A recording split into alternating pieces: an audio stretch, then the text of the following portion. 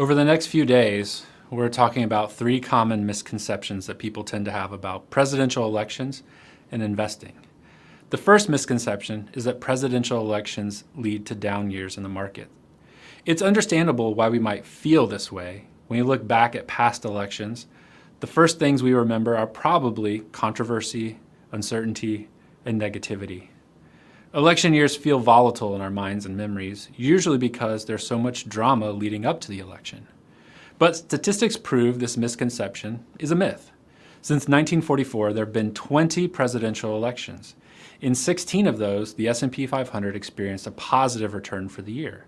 In fact, the median return for presidential election years is 10.7%. Of the 4 election years that saw a negative return, 2 occurred this century, in 2000 and 2008. But on both occasions, the nation was either entering or in the midst of a significant recession.